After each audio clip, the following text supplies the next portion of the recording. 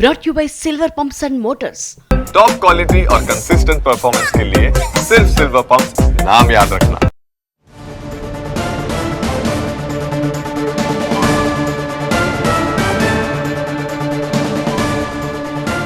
కాంగ్రెస్ సర్కార్పై తీవ్ర స్థాయిలో విరుచుకుపడ్డారు BRS working president KTR. Kaleshwaram తెలంగాణలో కాకుండా ఇంకెక్కడ కట్టినా కేసీఆర్కి అత్యున్నత పురస్కారం దక్కేదన్నారు కేటీఆర్.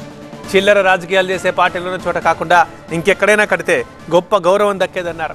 తెలంగాణని 1 కోటి ఎకరాల మాగానిగా మార్చేందుకు ప్రయత్నించిన కేసీఆర్పై కాంగ్రెస్ బీజేపీలు రాజకీయ కుట్రలు చేస్తున్నాయంటూ ఆరోపించారు.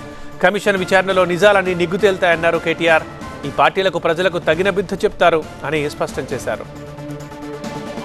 కాళేశ్వరం ప్రాజెక్టు అనేది ఇంకో దేశంలో కట్టి ఉంటే, ఇంకో రాష్ట్రంలో కానీ ఇంకో పరిణితి చెందిన ప్రజాస్వామ్య దేశంలో కట్టి ఉంటే, ఎక్కడో అడుగున ఉన్న కరువు ప్రాంతాన్ని అగ్రభాగాన పెట్టి పంజాబ్ను హర్యానాను దాటి వరిధాన్యం ఉత్పత్తిలో నెంబర్ 1 చేసే ఒక మాత్రమైన ప్రాజెక్ట్ నిర్మాణం జరిగి ఉంటే అట్లా నిర్మించిన ప్రభుత్వానికి పురస్కారాలు ఇచ్చేది.